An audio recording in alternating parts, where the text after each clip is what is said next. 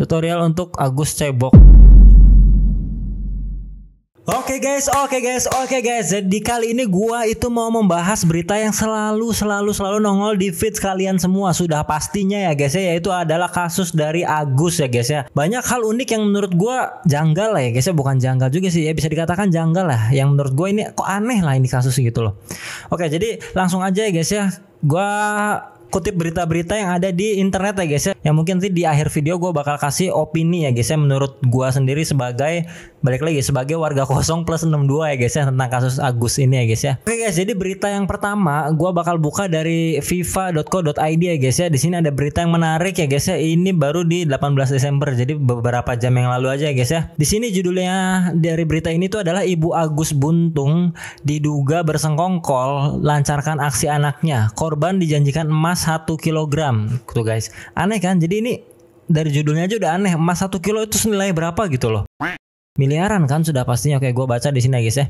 Kasus pelecehan seksual yang melibatkan Iwayan Agus Suartama alias Agus Buntung, seorang pria difabel tanpa lengan, terus bergulir dengan fakta baru.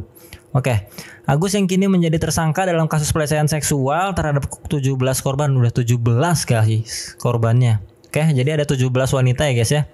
Diduga tidak beraksi sendirian. Oke. Jadi di sini diduga ibu kandungnya I Gusti Ayu Aripatmi disebut-sebut ikut terlibat dalam merayu korban melalui berbagai modus manipulatif ya guys ya. Jadi berarti di sini ada campur tangan dari ibunya ya guys ya. Ibunya membantu anaknya yaitu Agus Buntung untuk melakukan aksi pelecehan ya guys ya, pelecehan ya guys ya. Jadi ini aneh guys ya kalau sampai ibunya ikut bersengkongkol menurut gue. Jadi aneh banget gitu loh. Oke, menurut pengakuan korban yang didampingi kuasa hukum korban, Andre Saputra, modus Agus melibatkan panggilan telepon dengan ibunya untuk meyakinkan korban. Oke, salah satu korban bahkan diiming emas seberat 1 kilo jika bersedia menuruti permintaan Agus. Kalau gini guys, menurut gue kalau gue ya guys ya, menurut gue ini udah nggak masuk akal. Pertama ya guys ya. Yang gua aneh itu ini emas 1 kilo. Kalau gua mah nggak percaya gitu loh. Nggak mungkin ada orang yang ujuk-ujuk dengan sukarela ngasih emas 1 kilogram ya guys ya, walaupun mampu gitu. Kayak aduh, kemungkinannya kecil banget deh untuk orang ngasih emas 1 kilogram itu guys. Kecuali nggak tahu ya, mungkin kalau kalian Raja Salman atau apa mungkin ya guys ya, mungkin bisa. Tapi kalau ini kan Agus ya guys ya. Oke, ada lagi nih guys ya. Gua buka lagi dari inilah.com. Inilah.com menyebutkan bahwa ini judulnya adalah fakta-fakta Agus Buntung, jumlah korban, modus hingga rekaman suara. Oke, jumlah korbannya aja deh ya, langsung kita buka ya. Ketua Komisi Disabilitas Daerah NTB Joko Jumadi mengatakan korban pelecehan seksual Agus Buntung kembali bertambah sebanyak 2 orang dengan total keseluruhan sebanyak 17 orang perempuan yang tadi gue bilang ya guys ya. Guys,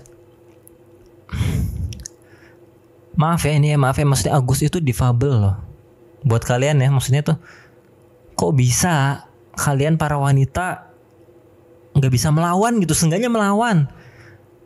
Agus tuh difabel, nggak punya tangan ya guys ya. Maksudnya misalkan gini, katakan mengunci kamar ya guys ya. Kunci kamar aja bukannya susah kan? Kunci kamar tuh susah gitu loh kalau untuk, maaf ya, untuk Agus gitu. Jadi kalian tuh gampang untuk lari atau ngedorong Agus itu untuk tidak melakukan pelecehan seksual kepada kalian gitu, wahai wanita. Jadi ini aneh guys, aneh. Jadi gue tuh berada di tengah-tengah ya. Gue nggak pick side di sini, nggak milih kubu mana, karena gue bener-bener pure bingung ya guys ya. Maksudnya kayaknya Agus nggak bisa deh ngelecehin orang gitu tuh, karena ya nggak punya tangan ya guys ya. Keburu didorong dulu, keburu dipukul dulu, keburu dicekek dulu gitu loh guys. Gitu. Tapi di sisi lain, jadi si Agus ini mungkin emang sejago itu, tapi nggak mungkin juga. Satu-satunya hal yang masuk akal di dalam diri gue nih, pemikiran gue, Agus melakukan tindak pelecehan seksual itu dengan cara ngeracunin korban sehingga pingsan baru melakukan pelecehan. Itu yang paling masuk akal guys. Kalau dengan diiming-imingi emas 1 kilo, cuman apa, misalkan ada ancaman ingin menyakiti diri sendiri Agusnya atau apa, itu menurut gue sih nggak make sense ya guys ya, nggak make sense gitu. Jadi bingung juga gue ini nilainya.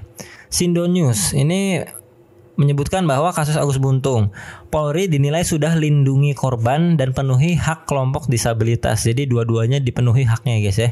Polri dinilai memenuhi perlindungan terhadap kelompok rentan baik perempuan maupun disabilitas terkait penanganan kasus dugaan kekerasan seksual yang diduga dilakukan oleh IWAS atau dikenal sebagai Agus Buntung di NTB.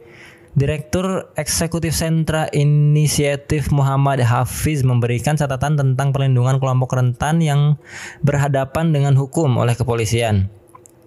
Dia menuturkan data-data menunjukkan bahwa disabilitas terutama perempuan lebih rentan menjadi korban kekerasan seksual, of course. Dalam kasus yang terjadi di NTB, seorang penyandang disabilitas justru menjadi pelaku. Tuh kan, aneh nih bang. Disabilitas menjadi pelaku tuh aneh guys ya. Kecuali diracun itu baru paling masuk akal ya. Dengan korban yang semakin banyak mengadukan pelaku dengan kasus serupa, 17 korban tuh gimana caranya gitu loh. Oke, dengan adanya respon terhadap situasi yang terjadi, terutama pengaduan yang dilaporkan oleh salah seorang korban, kepolisian daerah NTB berhasil mendorong korban-korban Agus yang lain untuk melaporkan kasus kekerasan seksual yang dialaminya.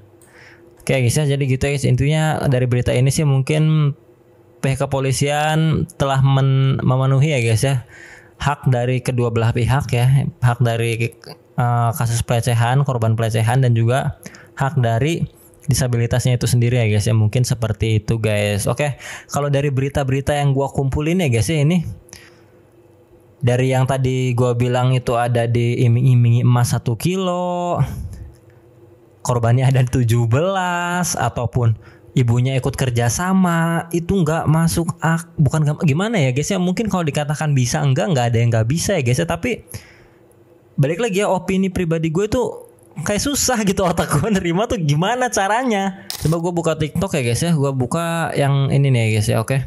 Yang podcast di Deddy Corbuzier ya guys ya, ini 20 juta loh yang nonton nih, oke. Begini modus Agus Buntung ke korbannya. Bilang gini, aman kok sama oke, saya kita nonton katanya. Dulu ya guys ya. Saya juga nggak bakal apa-apain kamu. Gimana saya apa-apain kamu? Saya juga nggak punya tangan katanya gitu. Setelah itu sampai ke ada jalan kecil kayak gang kecil. Nah dia suruh saya masuk ke sana, di sana ada tempatnya istirahat. Tapi saya nggak mau di sana. Soalnya dia kecil banget. Jalan itu jalan kecil terus sepi. Nah di sana saya besar, suara saya kayak teriak gitu. Nggak mau saya di sini, nggak mau. Saya bilang saya mau pulang.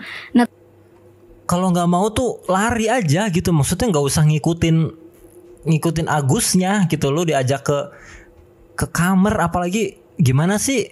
Gini loh, secara logika aja ya, kalau orang diajak ini ngajak ngamer loh ya, ya udah jangan mau gitu. Kalau sebagai wanita emang gak mau dilecehin tuh, ya udah jangan mau diajak ngamer gitu. Oke, kita lanjut ya.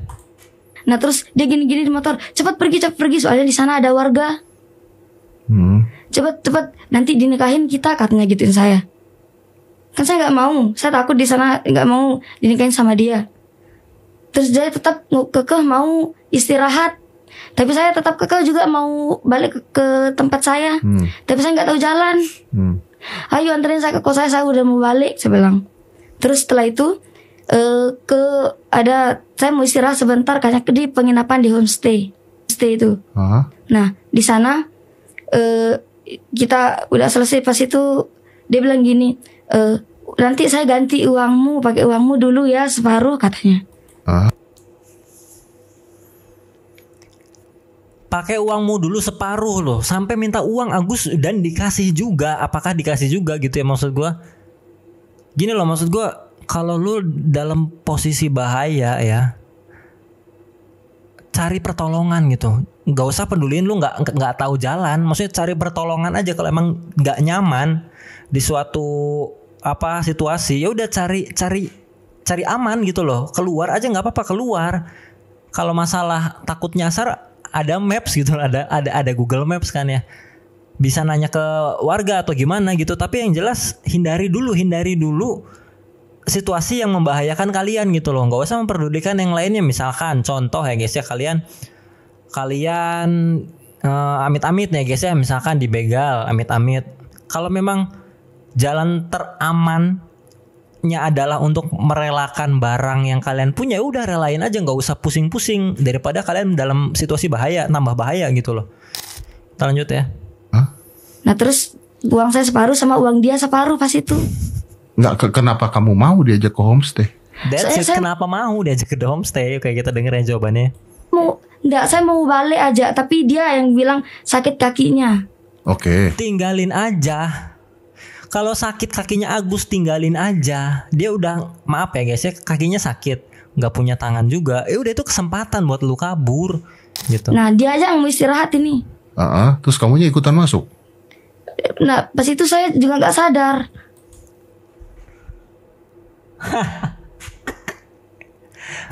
Aduh, gak sadar tuh gimana? Gak sadar tuh gimana? Diracun? Iya, oke, kalau diracun gitu loh. Makanya gue bilang ini paling bisa diterima di akal gue itu adalah saat korbannya itu diracun ya guys ya, gitu. Tapi kalau nggak sadarnya ngeblank itu aneh sih guys. Maksudnya kayak nggak sadar apa gitu. Nggak sadar nih gimana definisi nggak sadar? Tahu gimana? Pas sudah sampai ke kamar itu kan, terus dia bilang, kok kamu bisa ikutan masuk ke kamar? Kamu nyadar nggak kalau ikutan masuk ke kamar itu salah? enggak. She's not answering the question guys. Maksudnya nggak sadar tuh gimana? Tadi apa Om Deddy juga udah ngomong kan, nggak sadar tuh gimana? Bingung kan? Maksudnya tuh enggak. Iya. Oke. Apa yang di otak kamu apa? Nah, gimana coba? Saya cuma mau pulang aja. Nggak, yang ada di otak kamu ketika kamu pulang gitu. Masuk sama ini dia. Maaf ya guys ya, gue kayak setiap detik langsung pause langsung komen ya guys ya. Oke, kita selesaiin dulu ya guys ya, nggak terlalu banyak ngomong gue. Ke kamar tuh apa? Nggak ada, saya kosong banget di sana. Saya juga nggak sadar. Nganterin doang? Iya. Oke, terus? Nah, terus setelah itu dia suruh saya kunci pintu kamar. Udah di dalam ini, terus saya bilang saya nggak mau. Terus dia bilang gini, nanti kita dinikahin kalau dia tahu berdua di sini katanya. Nanti digerbek sama warga katanya gituin saya. Nah setelah itu, kalau dikuncikan itu lebih curiga gitu ya guys ya. Kalau dengan tidak dikunci, itu kan kita punya alasan, Pak. Saya nggak ngapa-ngapain, warga saya nggak ngapa-ngapain di sini, kita nggak ngapa-ngapain di sini. Buktinya toh tuh kunci, sini pintu nggak dikunci juga, nggak ngapa-ngapain. Emang kita pure istirahat aja. Kalau udah dikunci, malah lebih nettingnya itu lebih gitu loh warga tuh, gitu. nah saya kunci pintu kamar ini. Nah terus dia suruh saya rebahan. Dia sendiri yang kunci ya. Saya nggak mau. Terus dia tidur di ranjang itu.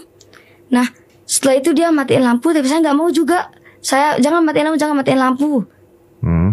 Nah setelah itu dia tidur. Saya kan pastinya lagi duduk di ranjang itu. Nah dia mepetin badannya ke saya. Nah pastinya pas itu HP saya mati daya. Mepetin badannya ya si Agus berarti ya. Nah saya nyalain HP saya diam-diam. Nah setelah saya nyalain HP saya diam-diam, saya langsung lari ke kamar mandi. Nah kan awalnya Agus ini dia halus caranya ke saya. Nah larinya jangan ke kamar mandi. Ngapain lari ke kamar mandi? Larinya tuh keluar, buka kuncinya, keluar, lari. Gitu maksud gue guys ya. Jadi kesimpulannya di sini sih menurut gue, makanya tadi gue bilang ini aneh ya guys ya. Anehnya itu adalah Agus itu mungkin menggunakan metode lover boy ya guys ya. Mungkin ya bisa dibilang ya guys ya, itu adalah berkelakuan baik, mengajak wanita atau para korban-korbannya ini dengan cara yang baik, ramah, lembut. Jadi mau gitu loh si wanitanya. Tapi kan aneh juga ya guys ya, kalau dengan metode lover boy itu si wanita itu bisa nolak gitu loh. Karena tidak ada paksaan, tidak gimana tidak gitu loh. Apalagi ini yang mungkin oke lah ada paksaan, tapi kan yang maksanya juga difabel gitu, nggak punya tangan, dorong aja gitu. Gitu. Jadi kesimpulannya adalah ya menurut gua ini kasus yang gua paling susah cerna ya guys ya. Ini kasus yang paling susah untuk gua cerna di otak gua. Gimana gitu? Alurnya tuh gimana? Gua masih bingung, masih nggak nemu gitu di otak gua tuh gimana gitu ya. Oke, untuk hiburan kita tonton ya guys ya video-video Abang Agus ini ya guys ya. Oke, kita buka yang udah gua dan teman-teman gua saranin nih guys ya. Kita buka yang pertama. Oke guys, ini guys.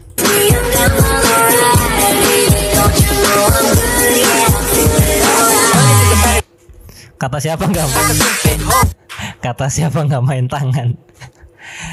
Victor Ahmad, pinter kamu ya menggunakan AI. Skill editingnya jago banget gitu loh. Jadi ini bukan Agus Buntung lagi dong. Oke, fisik bisa dirubah, materi bisa dicari, tapi yang tulus tidak datang 2 kali. Cep menyala, wih Agus nih bos, templank dong. Jajain dulu ya guys ya. Oke, next. POV satu sel sama aduh ini apa ya bahasanya ya guys ya, di starter ya guys. Kalau gua sama anak-anak tongkrongan gue itu bahasa ini adalah di starter guys. Kalau di kalian apa guys namanya guys gini guys. Ini nih, ini nih eksekusi paling mematikan di tongkrongan ya guys ya. Buat kalian yang pernah menjadi korban itu rip ya guys ya, otongnya ya guys.